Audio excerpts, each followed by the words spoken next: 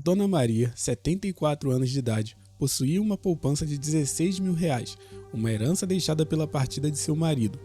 Ela nunca tinha visto tal quantia reunida e se sentia perdida sobre como administrá-la. O gerente do banco que guardava seu saldo a convenceu a investir em algo chamado fundo de ações, onde, segundo ele, ao longo dos últimos 10 anos, os detentores dessas ações haviam recebido um extra em relação à poupança, conhecido como dividendos. A senhora se tornará acionista das lojas americanas, disse o gerente com sinceridade. Dona Maria tinha ouvido falar das lojas americanas pela televisão.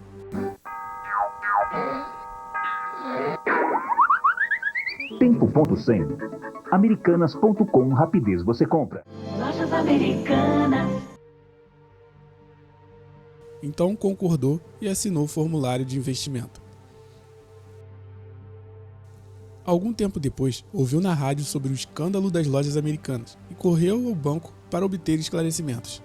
O gerente, visivelmente desconfortável, tentou explicar termos como recuperação judicial, risco sacado e crédito de VPC, mas ela não conseguiu entender nada.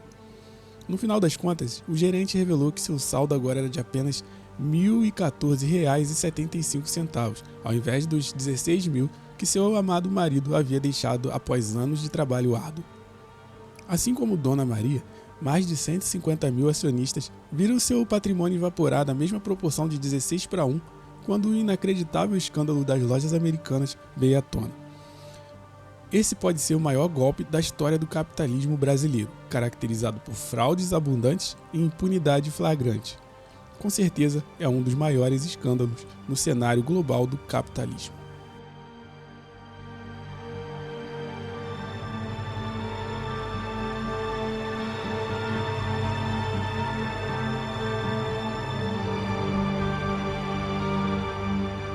Um escândalo bilionário, uma fraude de mais de 40 bilhões que ocorre durante uma década, de conivências obscuras e conspirações. Teve uma modesta cobertura da imprensa, pouco se falou e do que se falou rotulou como uma simples inconsistência contábil. Quando há muito dinheiro envolvido, é possível comprar até mesmo o silêncio da grande mídia. Mesmo não fazendo o menor sentido, uma inconsistência contábil se estender por uma década e gerar um prejuízo tão monstruoso, 40 bilhões põe essa fraude no ranking das maiores crises do mundo, para se ter uma ideia. Mesmo assim, esse foi o roteiro utilizado para levar esse assunto para o Vale do Esquecimento. Mas para entender como toda essa trama foi possível, é necessário falar sobre um dos pilares desse esquema, o mercado de capitais.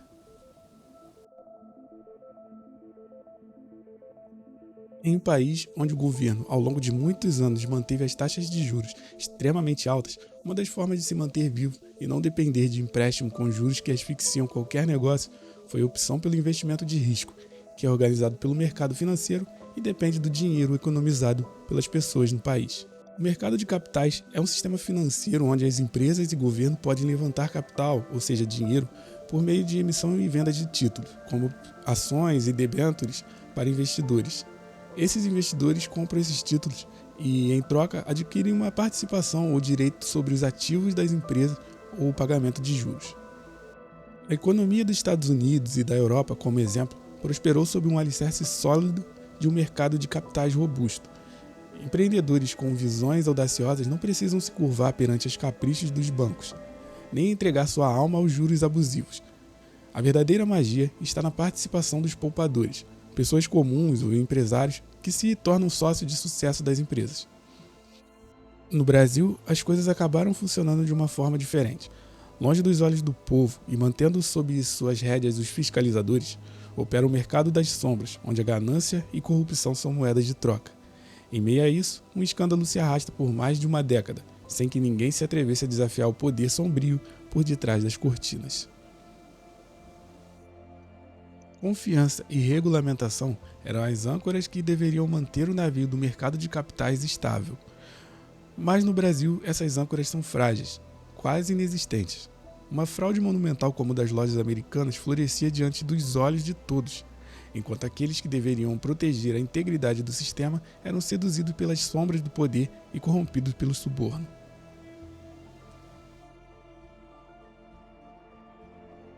O presidente da Comissão de Valores Mobiliários, conhecido como CVM, oferecia um espetáculo de omissão e diplomacia.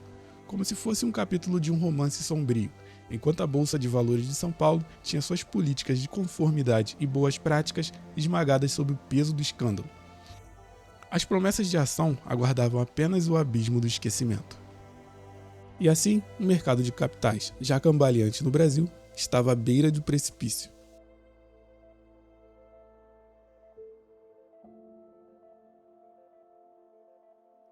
Agora eu já posso mostrar exatamente como as lojas americanas burlavam o sistema e fraudavam suas operações. Uma empresa como as lojas americanas é, antes de tudo, um gigantesco canal de distribuição, no passado através de lojas físicas e nos últimos anos também através do comércio eletrônico. Quanto melhor gerida uma empresa desse tipo, menos estoque ela precisa manter. O ideal é vender, receber o pagamento e entregar posteriormente, mantendo-se o conceito de just in time. Essa prática reduz ao máximo a necessidade de capital de giro, que é o dinheiro que você tem menos o dinheiro que você precisa para pagar. Pense em uma pequena mercearia de bairro. Todos os produtos nas prateleiras precisam ser pagos aos fornecedores antecipadamente. O pequeno empresário fica com o seu capital preso nas prateleiras até vender e receber. Se ele tiver o capital próprio, perde a oportunidade de investir esse dinheiro. Se não tiver, pagará juros para quem emprestou o dinheiro para comprar o estoque. No cenário de juros brasileiro, ambos os casos são prejudiciais e muitas vezes não cobrem os lucros dos negócios. Essa é a causa prematura do fracasso da grande maioria dos pequenos negócios no Brasil. No entanto, as lojas americanas, antes de se tornarem alvo de uma escandalosa fraude, eram um império comercial. A raiz dessa fraude complexa está nas relações entre canal de distribuição e os fornecedores. E mais uma coisa, um esquema desse tipo só seria possível com a participação dos bancos. Há mais de 10 anos, as lojas americanas compravam produtos dos fornecedores a prazo. Ela tinha 180 dias para pagar e forneciam a eles uma linha de crédito negociada com os bancos, chamada de risco sacado. O que isso significa? Com o documento das lojas americanas que comprovava a venda, o fornecedor ia ao banco indicado pela empresa e recebia o valor devido. O banco, por sua vez, munido do documento das lojas americanas, cobrava dela nos prazos acordados, acrescentando juros, que era a remuneração do banco. Essa era a chave do esquema. Se o risco sacado, documento que as lojas americanas entregavam aos fornecedores dos produtos, era um comprovante das vendas e esse documento era levado a um banco para que o fornecedor recebesse seu dinheiro, então esse procedimento, na teoria, geraria uma dívida das lojas americanas com o banco, e essa dívida geraria juros. Mas nesse caso, isso ficou só na teoria. Nem os controladores, nem as auditorias independentes KPMG e PricewaterhouseCoopers perceberam, ou não quiseram enxergar que as contas estavam sendo feitas de forma incorreta.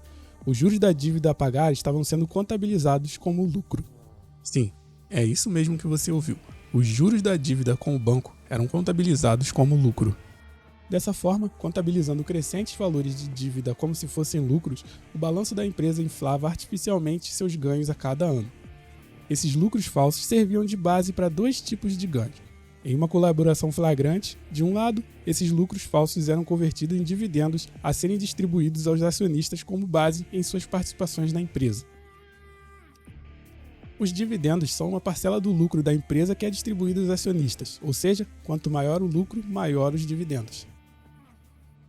Na maior parte dessa década, a esmagadora maioria das ações era detida pelos três donos das americanas, Jorge Paulo Lemann, Beto Sicupira e Marcel Telles, da 3G Participações Limitada.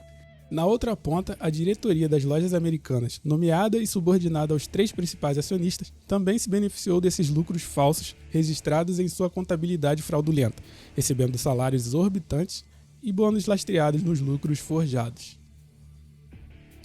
Esse esquema gerou milhares de desempregados, acionistas que perderam seu dinheiro, assim como os credores, mas nem todos os acionistas perderam dinheiro. Os minoritários sim, mas os maiores acionistas... E vejam que ainda existem valores a serem revelados, atuações dos bancos a serem explicadas, pois até mesmo o Banco Central parece estar envolvido. Alguns detentores das ações das americanas fizeram um movimento curioso de se desfazer das ações um pouco antes da bomba explodir. Seriam esses sujeitos muito sortudos ou... Esse conteúdo foi possível graças ao material fornecido na newsletter semanal do Ciro Gomes. Quem quiser conhecer tem muita informação importante. O link vai estar na descrição do vídeo. Lembrando que se você clicar no botão de like, o famoso joinha, você estará ajudando na divulgação. Então deixa o like, se inscreve no canal se não for inscrito e por último, mas não menos importante, ative as notificações clicando no sininho para receber um alerta quando sair um novo vídeo. Beleza? Fui!